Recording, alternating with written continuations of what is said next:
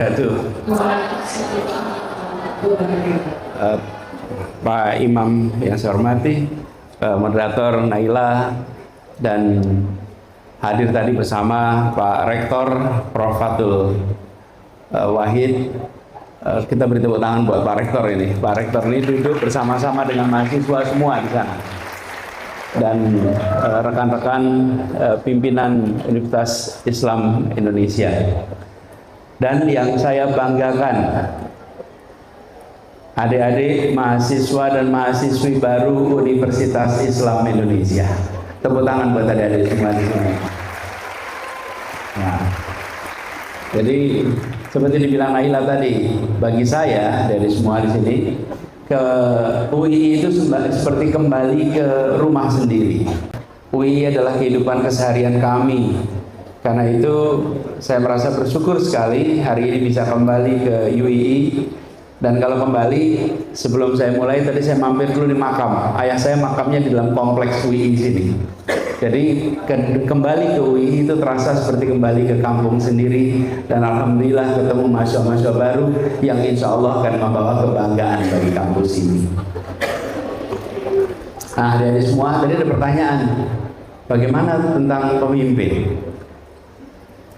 Ini pertanyaan yang sederhana buat adik semua.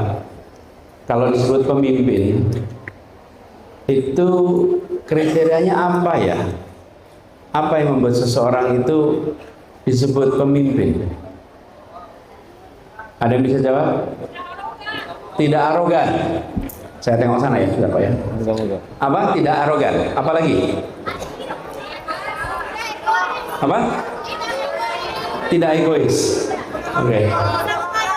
Mendengarkan keluhan masyarakat.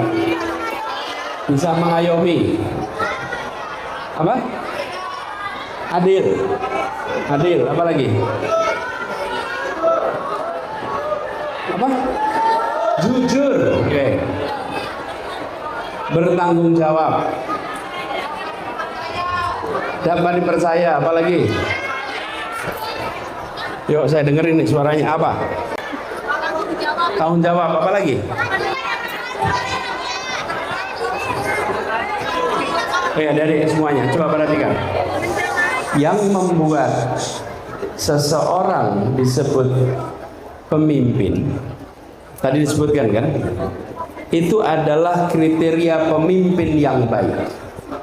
Pemimpin yang baik adalah pemimpin yang bertanggung jawab, yang adil, betul tidak? Yang mengayomi, itu kriteria pemimpin yang baik. Tapi kriteria pemimpin bukan itu. Disebut pemimpin jika dan hanya jika diikuti secara sukarela. Bila Anda punya pengikut, maka Anda disebut pemimpin. Bila tidak ada yang ikut, Anda tidak bisa disebut pemimpin. Anda sholat sendirian nih, tapi tempatnya di mihrab, boleh nggak Anda disebut imam?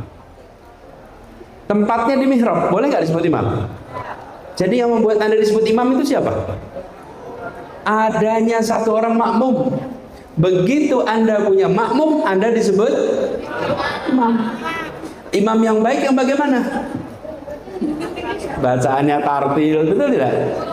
Itu kriteria imam yang baik. Tapi untuk jadi imam syaratnya apa? Punya makmum. If you have no follower, you're no leader. Kalau Anda tidak punya pengikut, maka Anda bukan. Jadi yang menentukan pemimpin bukan kita, bukan saya. Yang menentukan Anda menjadi pemimpin apa tidak itu orang lain. Ketika orang mengikuti Anda secara sukarela, maka Anda disebut pemimpin. Tapi kalau tidak ada yang mengikuti, Anda bukan disebut pemimpin. Ingat-ingat ya teman-teman ya. Karena itu hormati pengikut, hormati orang yang dipimpin. Nah, sekarang pertanyaan kedua nih. Apa yang membuat seseorang diikuti? Nih, apa yang membuat seseorang diikuti? Karisma, apa? Apa lagi?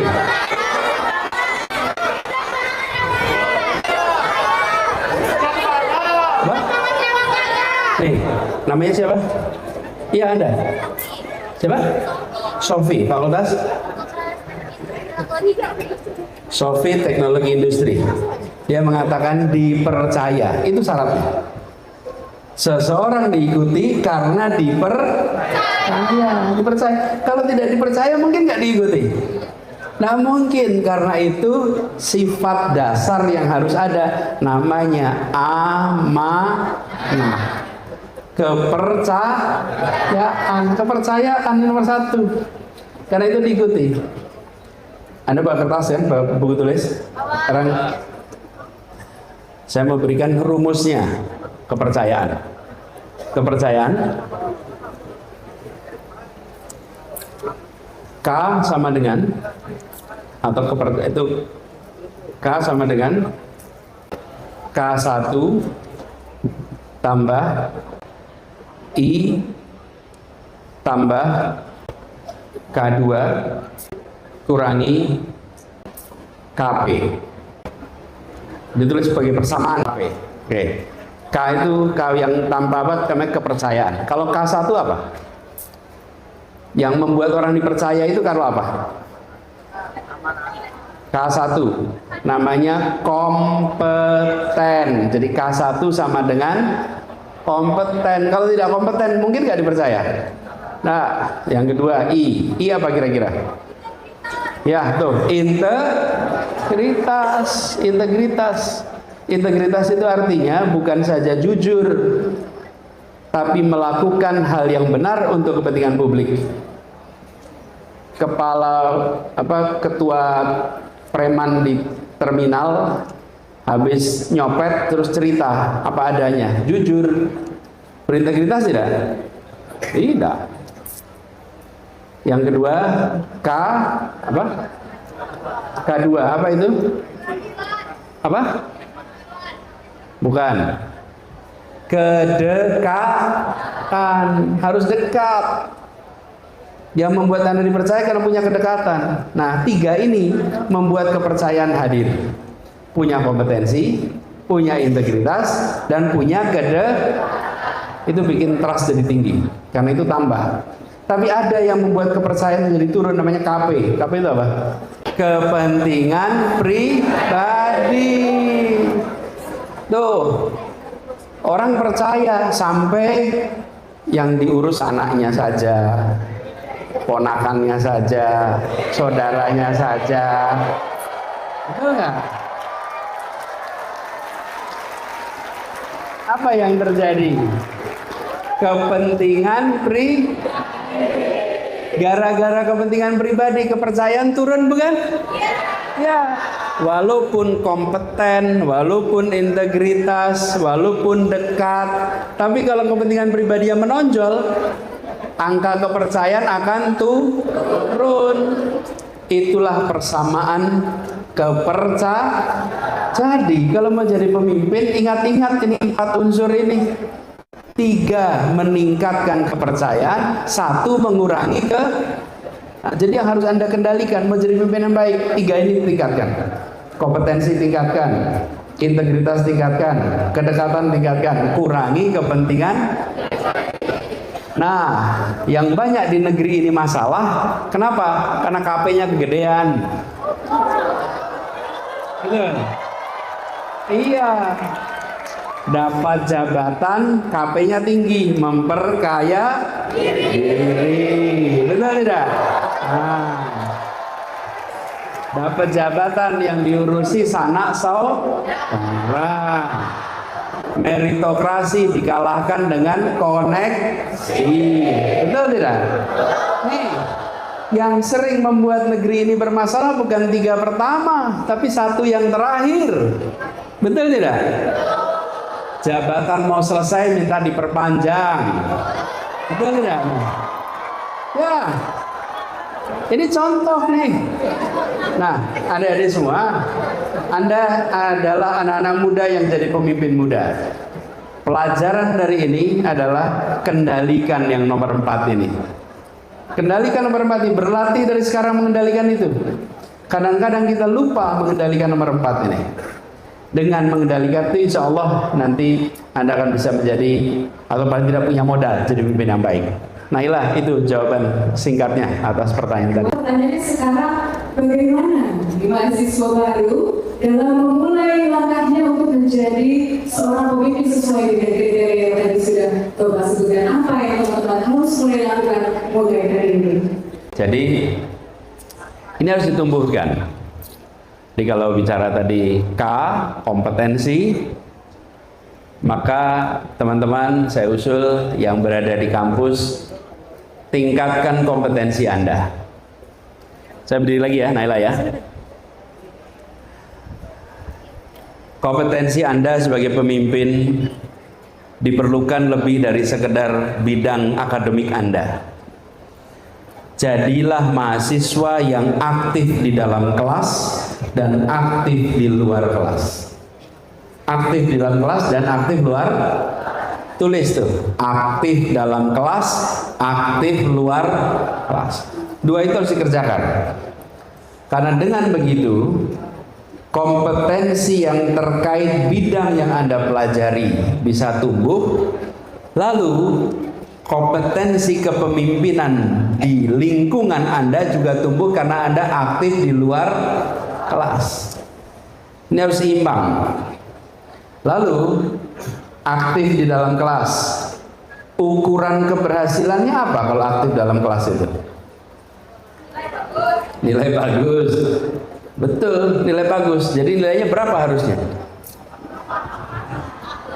Buat mahasiswa UI, target IP-nya berapa nanti IPK-nya? 4, Masya Allah. Amin. Realistis nggak tuh? Realistis nggak? Ya, tentu harus tinggi harapannya.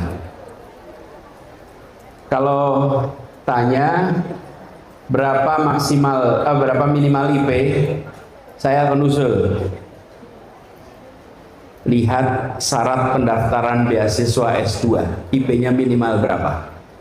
Oke, catat nih, IP minimal adalah syarat beasiswa S2. Supaya kalau Anda mencari S2 dan beasiswanya, Anda tidak ditolak karena IP. Satu. Terus kemudian ambilnya berapa SKS kalau kuliah? 44 per semester. 24. Ya, boleh. Nih, saya tadi cerita pengalaman pribadi saya. Saya ketika kuliah di Gajah Mada dulu, kalau itu S1, saya tanyain berapa SKS-nya. Saya selalu ambil 24. 18 dalam kelas, 6 luar kelas. Dan saya katakan itu pada orang tua. Dan orang tua saya, ayah saya, ibu saya mengizinkan. Ambil 18, yang 6 ada luar. Dihitung sebagai belajar. Dihitung sebagai pengembangan diri. Aktif. Jadi, ketika kita mengatakan kuliah, apalagi di UI ini universitas pertama sejak kemerdekaan, yang didirikan pertama saat kemerdekaan, namanya UI. UI ini adalah kampus yang punya semangat perjuangan yang luar biasa, dan UI bersyukur dipimpin Pak Rektor yang punya nyali luar biasa besar. Pak Rektor UI sekarang itu berani mengatakan pesan-pesan yang menyadarkan rakyat Indonesia kemana arah Republik ini harus berjalan. Nggak banyak, hari ini nggak banyak, tidak banyak yang memimpin kampus yang berani bersikap menghadapi problem-problem kebangsaan. Nggak banyak. Nah, UI adalah kampus yang punya sejarah perjuangan. Jadi adik-adik di sini masuk UI, jadilah mahasiswa yang aktif. Aktif di organisasi, apapun organisasinya sesuai dengan minat Anda. Karena organisasi apapun itu nanti akan mengembangkan potensi diri Anda. Jadi caranya kalau ditanya bagaimana, kompetensi tingkatkan. Aktif dalam kelas, aktif luar kelas. Lalu berlatih terus-menerus untuk menjaga integritas. Dengan ikut organisasi, nanti Anda akan ketemu tuh dengan segala macam tantangan. Dan di situ nanti integritas Anda dikembangkan, diuji. Lalu kedekatan, adik kalau ikut organisasi, Anda harus membangun pertemanan, membangun relasi. Di situ ada latihan itu untuk bisa menjaga kedekatan. Kan rakyat seringkali mengatakan kepada pemimpinnya, kami ingin pemimpin yang dekat dengan rakyat. Dekat itu bukan hanya secara fisik, tapi dekat itu juga secara pemikiran, bukan sekedar penampilan yang sama sama rakyat. Penampilan sama tapi pikiran tidak bersama rakyat, masalah. Tapi ada zaman era dulu, ketika Republik ini baru ada, Bung Karno, Bung Hatta itu pakaiannya selalu rapi, betul tidak? Tapi pikirannya bersama dengan rakyat, walaupun tampilannya beda dengan rakyat kebanyakan, betul tidak? Samanya bukan di penampilan, tapi di pemikiran. Dekat, itulah yang dibutuhkan. Senyawa. Nah, ini berlatih selama di kampus. Lalu saya usul pada teman-teman khusus, karena Anda berada di era abad 21, kuasai teknologi digital. Manfaatkan kemajuan teknologi untuk meningkatkan kompetensi Anda. AI dimanfaatkan, jangan dijauhi. Tapi jangan gunakan AI untuk menggantikan Anda dalam berpikir. Jangan merendahkan diri Anda dengan menyerahkan pada AI untuk mengerjakan pekerjaan-pekerjaan yang jadi tugas kampus. Itu namanya merendahkan diri sendiri. Tapi gunakan alat ini untuk menjadi asisten pribadi Anda. Asisten mencari data, asisten mencari informasi. Itu jadikan AI sebagai asisten pribadi. Dan kalau Anda bisa memanfaatkan AI, maka Anda akan bisa melakukan lompatan yang cepat sekali dalam penguasaan ilmu. Kenapa, teman-teman? Karena Anda akan bisa melakukan pengumpulan data, analisa data dengan sangat cepat. Saya beri contoh. APBN atau APBD tahun ini dan tahun lalu. Kalau Anda diminta untuk membandingkan isinya, itu banyak sekali rumit. Tapi kalau itu Anda masukkan kepada AI, kirimkan, lalu minta bandingkan mana yang naik, mana yang turun, persentase naik dan turun, sektor apa dibandingkan dengan sektor yang lain, lalu cepat sekali akan keluar data, Anda langsung bisa analisa. Jadi jadikan itu sebagai personal assistant. Ini serius, teman-teman. Kenapa? Karena Anda masuk kuliah tahun 2025, bukan masuk kuliah tahun 95. Ini era di mana teknologi bisa Anda manfaatkan, kuasai dengan baik. Yang kedua, saya usul pada semua kuasai bahasa internasional. Anda akan jadi pemimpin bukan hanya level Indonesia, tapi harus bisa level Jadi kuasai bahasa apa bahasa internasional? Bahasa Inggris, apa lagi? Bahasa Arab, bahasa Mandarin. Saya tadi istilahkan bahasa internasional, bukan bahasa asing. Kalau bahasa asing itu bahasa Thailand, bahasa asing. Bahasa Myanmar, bahasa asing, tapi bukan bahasa antar bangsa untuk percakapan. Anda kuasai itu, supaya Anda bisa berkiprah di gelanggang yang jauh lebih besar lagi. Dan mahasiswa UI ke depan sudah harus bisa menjadi warga dunia, bukan hanya warga Indonesia, bukan hanya warga Sleman, apalagi warga Yogyakarta, harus juga warga dunia. Nah, jadi buat teman-teman sekalian, kuasai bahasa internasional, tingkatkan kemampuan pemanfaatan teknologi.